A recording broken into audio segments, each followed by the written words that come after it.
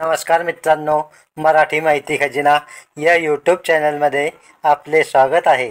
तर मित्रांनो, संजय गांधी निराधार योजना, श्रावण बाळ योजना, दिव्यांग योजना व इतर विधवा निराधार योजना या सर्वांसाठी एक मोठी आनंदाची बातमी आहे।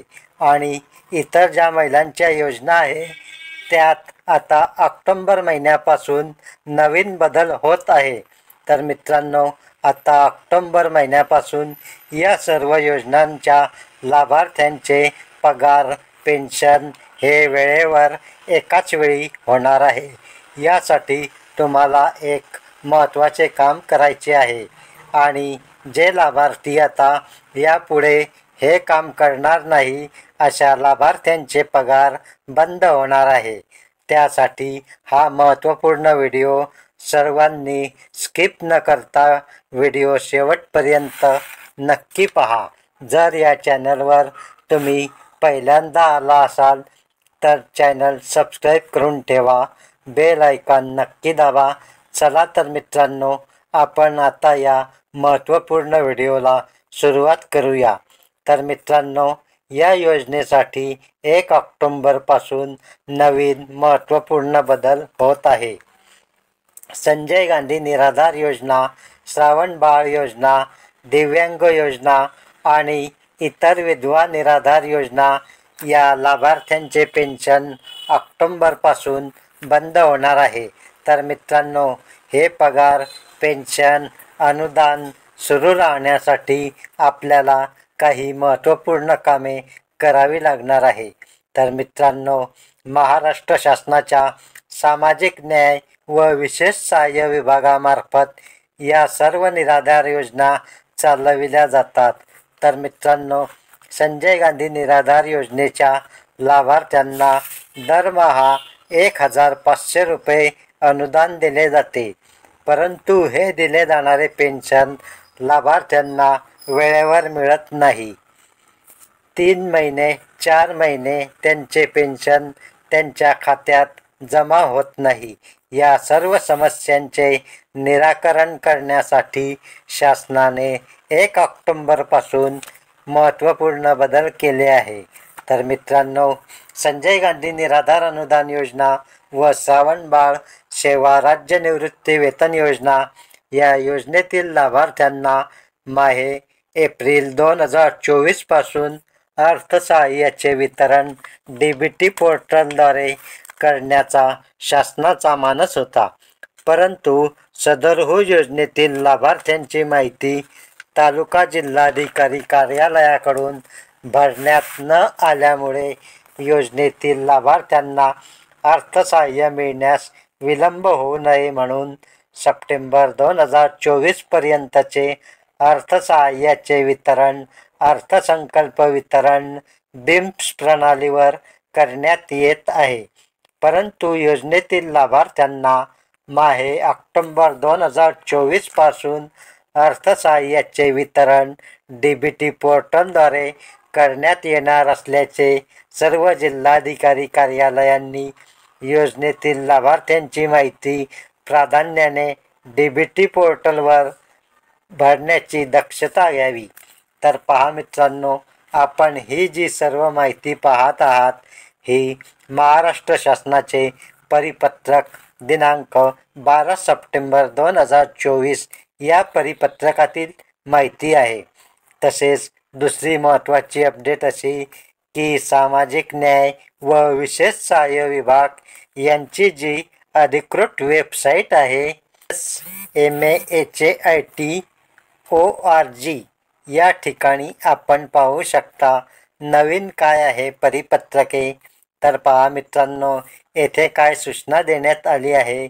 सर्व तहसील कार्यालयांना सूचित करण्यात येते की DBT पोर्टलवर नवीन लाभार्थ्यांची माहिती भरण्यासाठी नोंदणी अर्ज ऑनलाईन पोर्टलवर उपलब्ध करून देण्यात आलेला आहे। तरी ज्या वापरकर्त्यांना एक्सेलमध्ये माहिती भरून डेटा अपलोड करण्यास अडचण येत असेल तर या ऑनलाईन अर्जाद्वारे लाभार्थ्यांची DBT पोर्टलवर नोंदणी करता येईल। तर मित्रांनो, आता ऑक्टोबर महिन्यापासून DBT पोर्टलद्वारेच आता यापुढे हे पेन्शन मिळणार आहे. राज्यातील सर्व जिल्हाधिकारी आणि तहसीलदारांना लाभार्थ्यांची माहिती DBT पोर्टलवर भरण्याचे आदेश देण्यात आले आहे.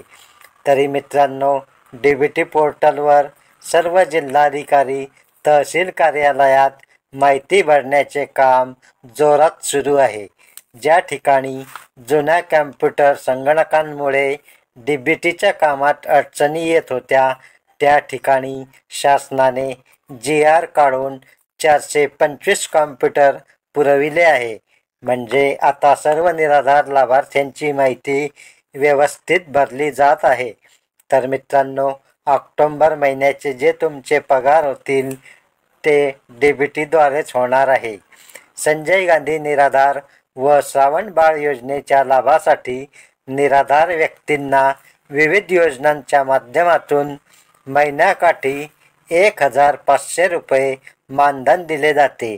ते आता DBT मार्फत सरळ लाभार्थ्यांच्या खात्यात दिले जाणार आहे. यासाठी आधार कार्ड, बँकेचे पासबुक, हयात प्रमाणपत्र, मोबाईल नंबर लागणार आहे. आधार ज्या बँकेला लिंक असेल त्याच बँकेत पैसे जमा होणार आहे. ज्या लाभार्थ्यांनी ही कागदपत्रे जमा केली आहे आणि त्यांचे खाते DBT लिंक झाले आहे अशा सर्व लाभार्थ्यांच्या खात्यात हे पैसे जमा होणार आहे. ज्या लाभार्थ्यांनी अजूनपर्यंत ही कागदपत्रे जमा केली नाही त्यांनी Aadhaar card, mobile number, bank passbook, हयात प्रमाणपत्र ही कागदपत्रे तहसील कार्यालय किंवा ज्या ठिकाणी या योजनेचे काम चालते त्या ठिकाणी ही कागदपत्रे तुम्हाला जमा करायची आहे. आणि महत्त्वाची गोष्ट म्हणजे तुमचे बँक खाते हे बँकेत जाऊन DBT लिंक केलेले असणे आवश्यक आहे. ज्या लाभार्थ्यांचे बँक खाते आधार लिंक झालेले नसेल अशा लाभार्थ्यांचे पेन्शन बंद करण्यात येणार आहे. त्यांना पगाराच्या लाभापासून वंचित राहावे लागणार आहे. जे तुमचे बँक खाते आधार कार्डला लिंक असेल त्याच खात्यात तुमचे पैसे जमा होणार आहे. ज्या लाभार्थ्यांना आपल्या बँक खात्याविषयी काही शंका असेल, बँक खाते अपडेट आहे किंवा नाही, KYC केली आहे की नाही, SMS येत आहे की नाही, अशा लाभार्थ्यांनी आपल्या जवळच्या पोस्ट ऑफिसमध्ये जाऊन पोस्टाचे बचत खाते काढून घ्यायचे आहे. कारण आपण जेव्हा पोस्टात बचत खाते काढतो तेव्हाच आपले खाते DBT लिंक करून मिळते. आधार लिंक आणि DBT या दोन्ही प्रक्रिया पोस्टात खाते काढतानाच करून मिळतात. ज्या लाभार्थ्यांचे पैसे खात्यात जमा होतात त्यांचे खाते आधार लिंक केलेले असेल आणि ज्या लाभार्थ्यांनी आपली कागदपत्रे जमा केली नाही त्यांनी लवकरात लवकर जमा करावी. खाते DBT लिंक करण्याविषयी वेळोवेळी तहसीलदारांनी आवाहन केले आहे. ज्या लाभार्थ्यांचे खाते चुकून DBT लिंक करायचे राहिले असेल, कागदपत्रे जमा करायची राहिली असेल त्यांनी अवश्य खात्री करून घेणे आवश्यक आहे.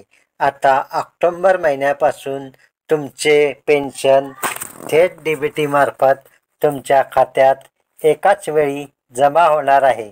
तर मित्रांनो, आता तुम्हाला माहीतच आहे की लाडकी बहीण योजनेचे पैसे जसे DBT मार्फत एकाच वेळी संपूर्ण राज्यात जमा होतात त्याचप्रमाणे तुमचेही पैसे यापुढे जमा होणार आहे.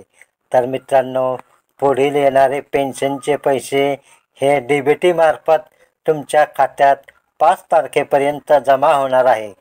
तर पहा मित्रांनो, हा व्हिडिओ जर तुम्हाला माहितीपूर्ण वाटला असेल तर व्हिडिओला लाईक करा, जास्तीत जास्त शेअर करा, चॅनलला सबस्क्राईब करून ठेवा, बेल आयकॉन नक्की दाबा.